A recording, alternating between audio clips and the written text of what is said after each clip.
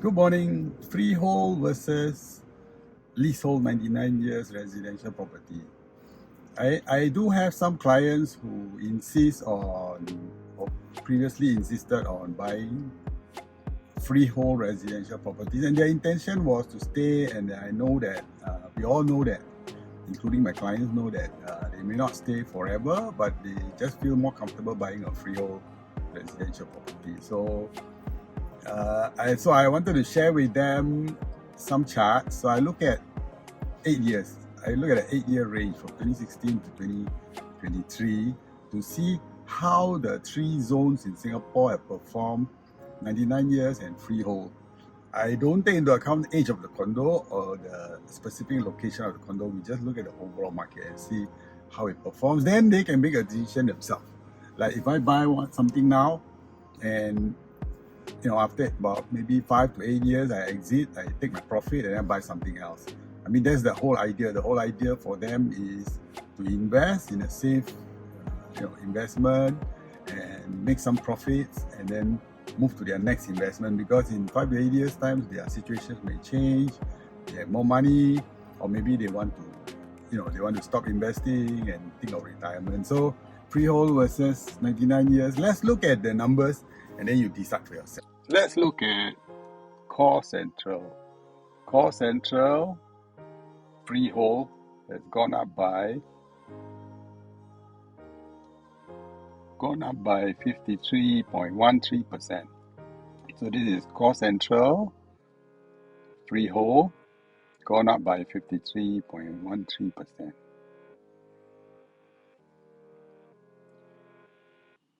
Then let's look at 99 years Core Central. 99 years Core Central has gone up by 26.83%. 26.83% for Core Central 99 years. Then if we look at outside Central, this is outside Central 99 years, gone up by 103%. Outside Central 99 years, 103%. Outside Central freehold. Outside Central freehold has gone up by 33%. 33%. So outside Central freehold has only gone up 33%, and 99 years went up by 103%. So let's remember that. Core Central freehold did better. Outside Central 99 did much better. Then how about rest of Central? So the rest of Central 99 years, this is your Bukit Timah and so on. Rest of Central 99 years actually did 51%. Rest of Central 51%, 99 years. How about freehold? Freehold, rest of Central did 51%. 51%. So far it seems that Core Central freehold did better. Outside Central, the 99 years did better. The rest of Central, which is hugging the... Right, so after looking at the data, you kind of know that, okay, it's actually most of the time if I bought a certain type of 99-year residential property and I hold for 5 to 8 years time, I may be able to make more money than if I were to buy a freehold. Of course, Core Central, right, over the years, the kind of people who buy at Core Central for 1,000 square feet, you're going to pay a lot more. The kind of people who buy Core Central are your foreigners, your long-term investors, or people who like to live there, and of course, people who invest there to get rental yield. So it's a different group of people, and their freehold seems to hold a slightly better value, right, over a period of time. Now, I do not know whether moving forward, because after the ABSD of 60% for foreigners and so on, Core Central foreigner purchase in Core Central actually drop a lot. So I do not know how that's going to play out for the next 8 years. So if someone wants to buy Core Central, I would always say buy something newer, buy 99 years because it's slightly lower price, get your rental yield and exit. So your rental yield plus your exit value may be able to cover your profit expectations for Core Central.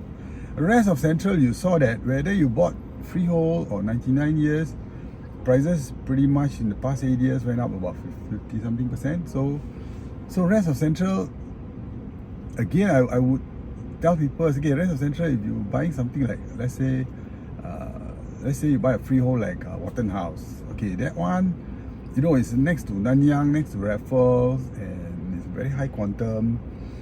It's for someone who is, you know, very well off, wants to live in the area, willing to pay the premium for the price, and maybe keep the house for generations and maybe rent it out, right? So the kind of buyers there is a bit different. But if you are in it for about 8 years, you want to get a rental yield, or you want to stay there and you want to exit at a good price, I think it's still okay to buy 99 years because it's about the same, the value increase. Because remember, 99 years is cheaper than Freehold. So I would say buy the 99 years and then stay there for a while and then upgrade later or maybe retire later. Then outside Central, you can see very clearly that actually 99 years properties are double in price over the past 8 years. Whereas your Freehold did not do that. Freehold, I think, was like 30% or something. Why is that so? Because basically government does not release freehold land anymore. So most of the freehold properties, residential properties that you see outside Central tend to be older, and older properties appreciate less than newer properties, because newer properties, they're still very new. The first 20 years they appreciate very well, and you can make a profit and move on. So now you have to think about not just our freehold is steady, you know, it will be good, the price will go up, I can keep for generations. But remember, this is Singapore. In Singapore, our history of, what is it now, 58 years? The new land is all 99 years. And if you think about it carefully, right, if you want to buy a property that you're going to keep for generations, you want freehold, you don't want to pay or ABSD or whatsoever, and you want a good rental yield and you want to keep for generations, right? Yeah, then you can buy things like shop houses, commercial properties. That makes more sense because commercial in Singapore is still strong and will stay for generations. Maybe you want to buy landed property and keep for generations. It's possible. When it comes to condominiums, I don't know how many freehold condominiums are going to stay stay as they are for 100 years. I'm not sure. So for me personally, if I'm going to buy something that I'm going to stay or maybe invest, rental yield, and I want to get a good yield and good value appreciation over a short term, medium term, like maybe 10 years, and then think about exiting or doing something else later on, I would seriously think about 99 years. So remember, 99 years properties are cheaper than freehold properties. So that you have to make your own conclusions. Most of the time when I present this data to my client who wants to buy freehold residential properties, I can tell you 80% of the time they start to realize that maybe not a good idea. Maybe better to buy 99 years and think of exit and make the money and then move to the next investment. So I hope that helps, and you can make your own mind up. 99 years of freehold residential property when it comes to condominiums.